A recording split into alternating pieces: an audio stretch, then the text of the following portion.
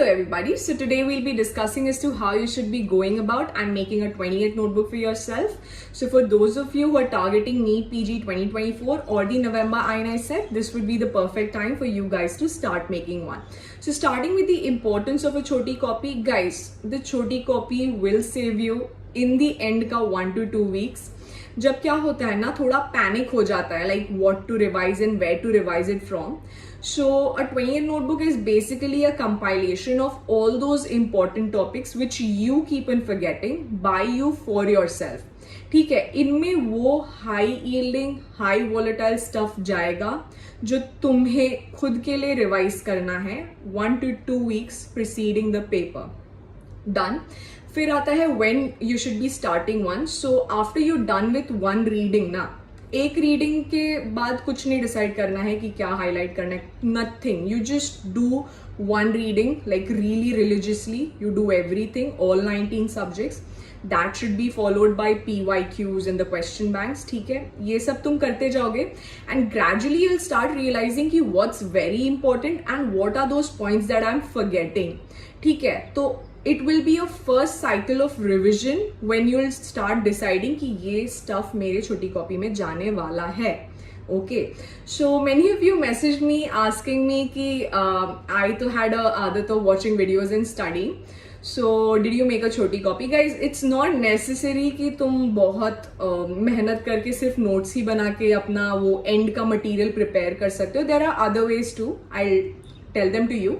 So the first method and the best method, like it's the best method to learn, would be buying a 150 to 200 pages का notebook. सुंदर सा notebook खरीदना है, divided into segments. ठीक है, like long subjects will give around 15-20 pages. Medium size subjects like biochemistry or microbiology give around 10-12 pages. Short subjects के लिए you can give 4 to 5 pages. ठीक है, that's it. And for example, let's take surgery. अभी surgery में scores are very important. ठीक है, it will come in the paper. Child Pug score हो गया, revised trauma score हो गया, Glasgow-Coma हो गया, then MES हो गया. It will come in the paper. And tendency है कि अगर revise नहीं किया, like मेरे लिए, मैं भूल जाती थी. ठीक है, तो ये सब stuff जाएगा तुम्हारी छोटी कॉपी में. ये हो गया पहला मेथड. ठीक है, and guys, I can't emphasize it enough. Like, please try and just collect the material that you want in the end का few days. ठीक है, and तो अभी second method. The second method would be like many of you use the main notes. ठीक है, जैसे for example Marrow का तुम use करते हो, तो उसमें क्या करोगे ना, फर्स्ट साइकिल ऑफ रिविजन से यू स्टार्ट हाईलाइटिंग. ठीक है, पहले रिविजन में लाइट कलर का हाईलाइटर यूज करना है, पूरा बुक नहीं रंगना है, जो क्योंकि तुम अभी PYQs कर चुके हो, so you know those important topics, right. So उसमें if you are forgetting something, highlight that. In the next cycle अभी बहुत हद तक तुम्हें बहुत चीजें याद हो जाएगी because you have read it twice, right. एक बार first time, first cycle of revision, now would be a second cycle of revision. Use a darker colour highlighter और whatever pen you can encircle it. ठीक है, for the things which you'll definitely forget, क्योंकि 2 cycle के बाद भी याद नहीं हुआ तो ये तुम्हारा छोटी कॉपी स्टफ है. तो या तो एंड में उसको लिख डालो, दिन का 1 घंटा निकाल के रात में किसी नोटबुक में लिख डालो और just keep it highlighted. You have your main notes के अंदर ही तुम्हारे रिविजन नोट्स तुम्हारे लिए तैयार है and you're good to go. And the last method would be for those ones जो मेरे जैसे हैं, थोड़ा लेजी पड़ जाते हैं towards the end नोट्स बनाने के चक्कर में.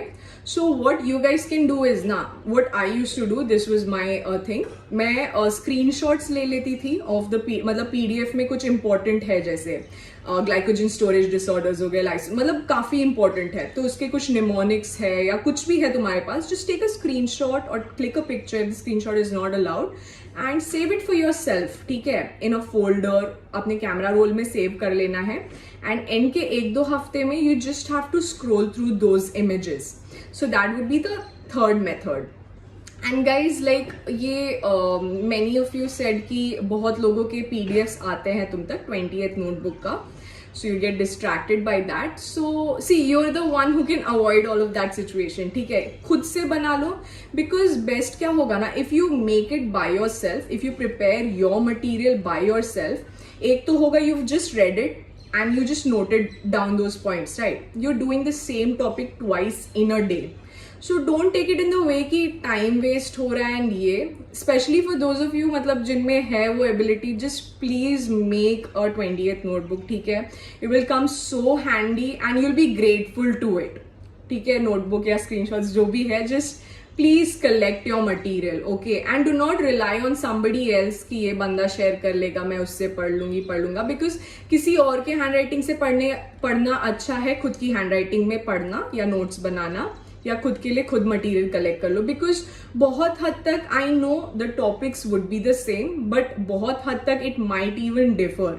लाइक फॉर मी, मैं वाइटामिन्स मतलब मुझे काफी आसान लगने लग गया था, तो I never revised it before the exam, ठीक है. उसमें बस इंपॉर्टेंट में ऐसे वगैरह मैंने लिख लिए थे एक जगह पे, बिकॉज वो भूलती थी मैं. बाकी सब ठीक है, याद है, क्योंकि याद रहेगा, इतने बार पढ़ लोगे तो याद हो जाएगा. So decide your topics for yourself, ठीक है, कि मुझे ये रिवाइज करना ही है. अभी बहुत लोग होंगे, बहुत चीजें याद हो जाती है eventually, right. So you just don't try to make your छोटी copy a लंबी copy, because if you make it bulky ना, what's the difference between your main notes and your छोटी copy? So just keep things separate. If you know something, do not put it there, because वो end में definitely तुम वो चीजें revise नहीं करना चाहोगे जो तुम्हें already आती हैं. You will want to revise things that you are forgetting. And that's about the 20th notebook, and see you next time, guys. Bye.